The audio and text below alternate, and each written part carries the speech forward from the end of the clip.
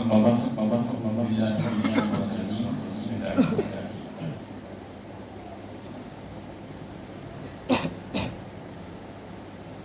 چونکہ وقت بہت قلیل ہے،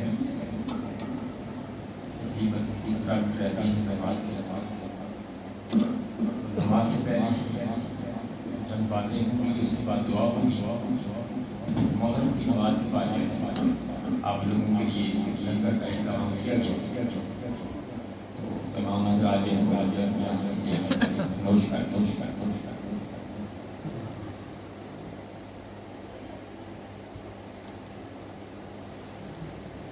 حضرت سلیمان علیہ السلام، حضرت داؤد علیہ السلام کے بیٹے تھے،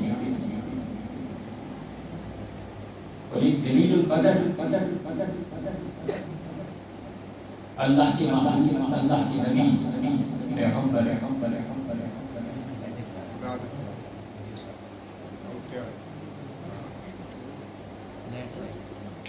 تمام تو یہ وہ پیغمبر ہیں کہ جن کا تسلط، جن کے پاس کئی طرح کی افواج،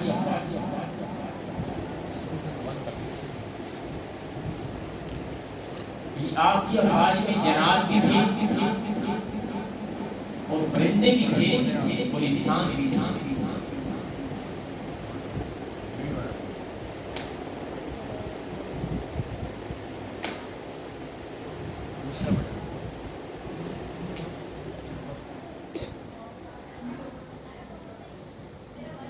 حضرت سلیمان علیہ السلام ملک شام کے بادشاہ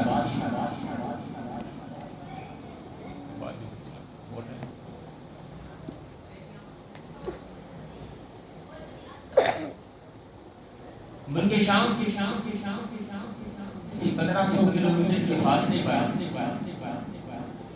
ایک علاقہ تھا جس کا نام تھا یمن. اس یمن کا جو کیپٹل تھا اس کا نام تھا سبا. اب یمن کی جو ملکہ تھی اس کا نام تھا ملکہ سبا، ملکہ بلقیس، جو کہ کافر بتوں کی پوجا کیا کرتے تھے، اللہ کی نعمتوں کی فراوانی تھی. اب حضرت سلیمان علیہ السلام نے ملکہ سبا، ملکہ بلقیس کو دعوت توحید، اسلام کا پیغام دیا.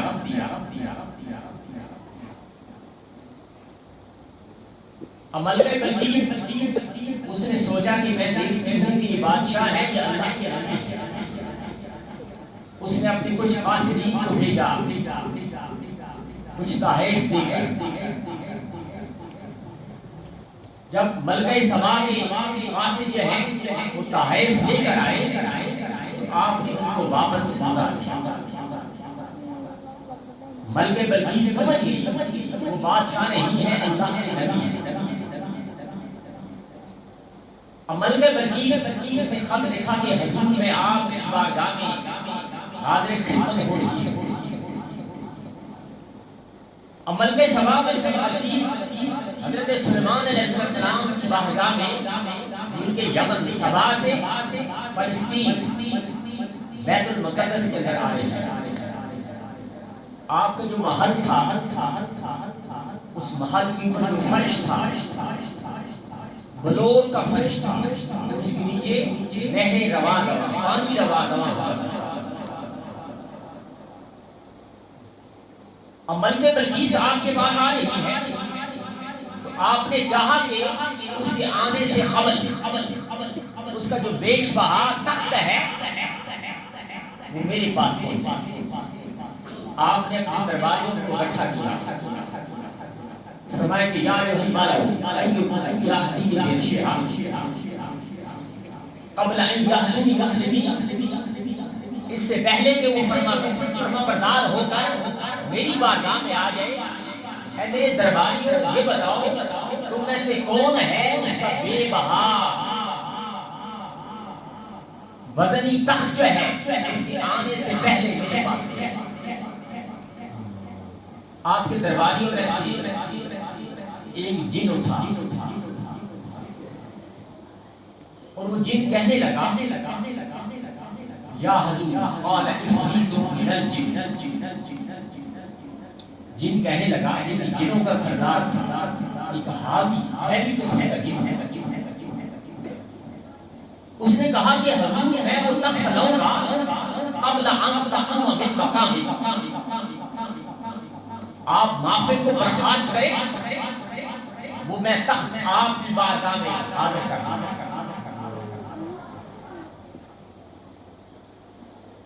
فرمایا کہ نہیں اتنی دیر میں ہم نہیں چاہتے، ہم چاہتے ہیں کہ جلدی آئے.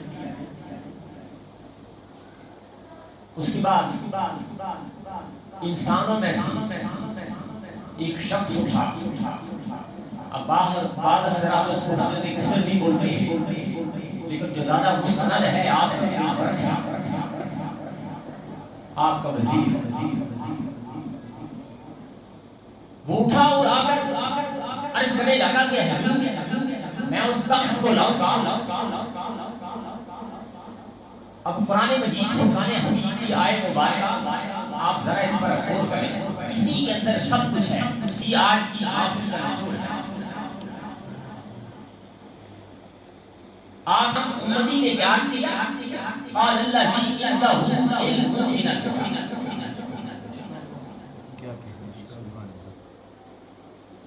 جس کے پاس اللہ کی کتاب کا علم تھا اس نے عرض کی کہ میں وہ تخت لوں گا علی کا طرف. جتنی دیر میں انسان آنکھ جھانکتا ہے اتنی دیر میں میں وہ تخت آپ کی بارگاہ میں حاضر کر دوں. سبحان اللہ. اس کے بعد کیا ہوا کہ آنکھ جھپکی اور آپ نے اپنے سامنے ملک بلقیس کا تخت پایا. سبحان اللہ. آپ نے فرمایا قال ھذا من فضل ربی، یہ میرے اللہ کا فضل ہے. سبحان اللہ.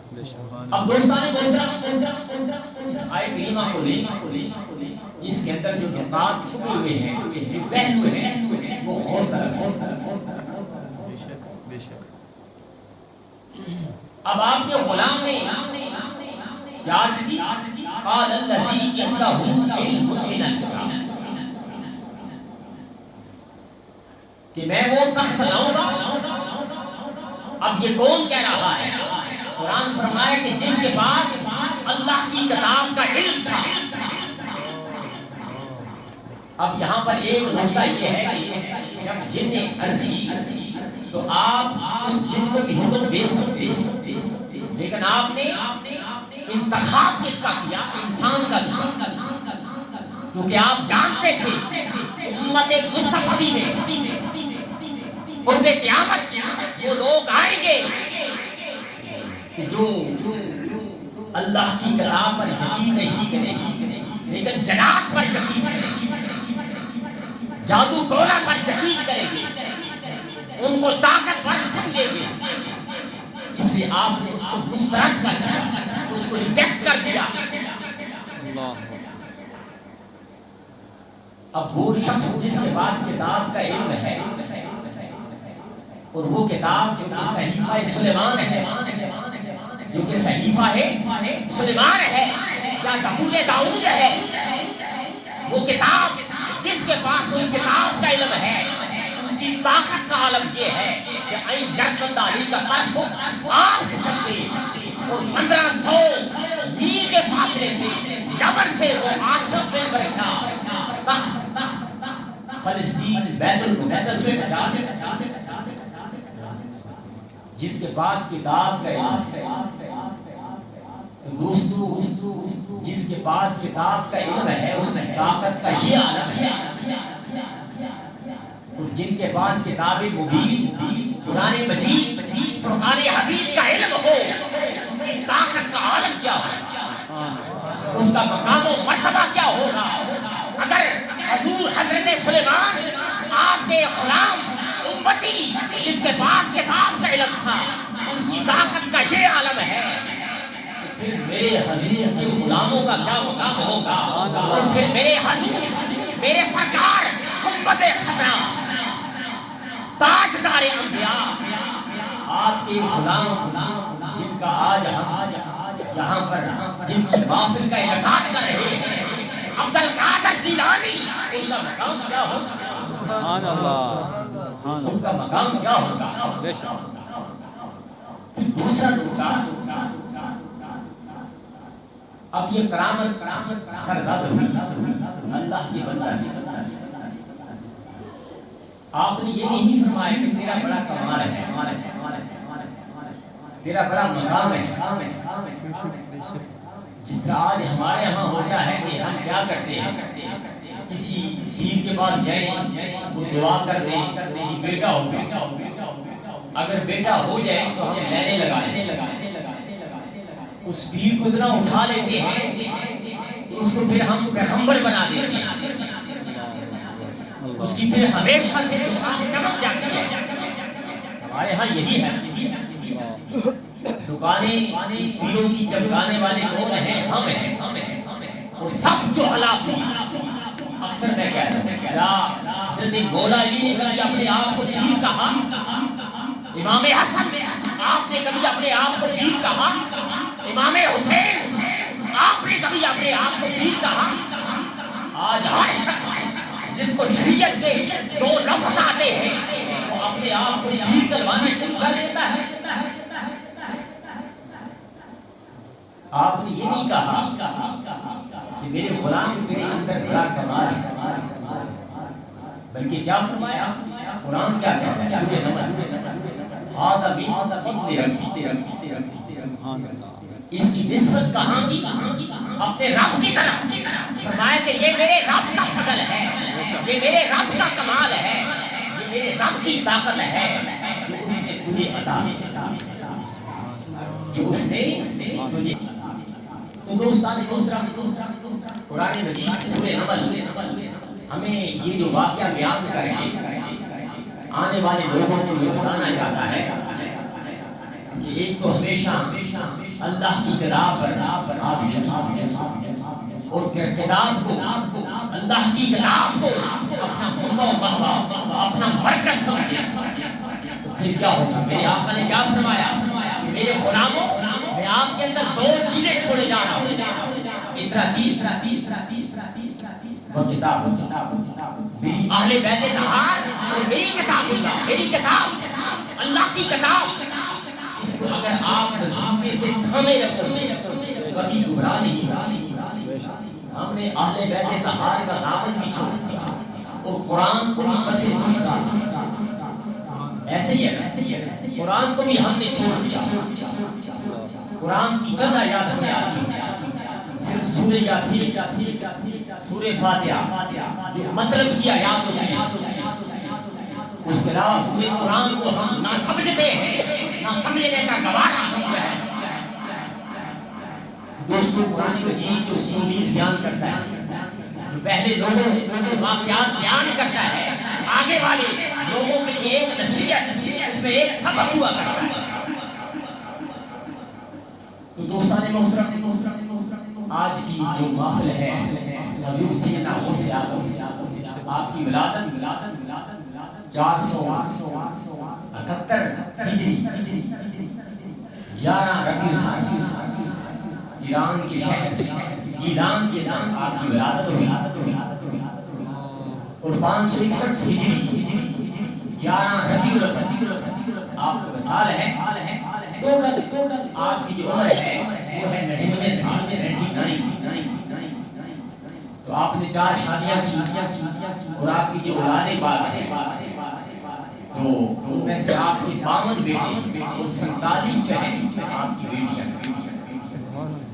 تو آپ نے اپنے آپ کو دین کے لیے وقف کیا، دین کی خدمت، مخلوق کی خدمت کی، جس کی وجہ سے لوگ ہمیشہ جو اللہ کی دین کی خدمت کرتے ہیں، اس کی مخلوق کی خدمت کرتے ہیں، تو کیا ہے کہ قیامت تک اللہ پاک کی ذات ان لوگوں کو امر کر دے گی، ان کا نام رہتی دنیا تک ہے، ہمیشہ اس کائنات کے اندر رہتا ہے۔ اللہ کی بارگاہ میں دعا ہے اللہ کی ہمیں حضور سیدنا غوث اعظم شیخ عبد القادر جیلانی آپ کی جو ہے سیرت طیبہ میں آمین۔ ابھی بس ایک دو اشعار صلاۃ السلام کے ہوں گے، اس کے بعد جو ہے نماز ہوگی، نماز کے بعد پھر ختم ہوگا، تو اس کے بعد جو ہے وہ آپ کے لیے ہم نے لنگر جو ہے تمام کیا گیا ہے، تمام حضرات جو ہے نماز کی مغرب کی نماز کے بعد آپ نے لنگر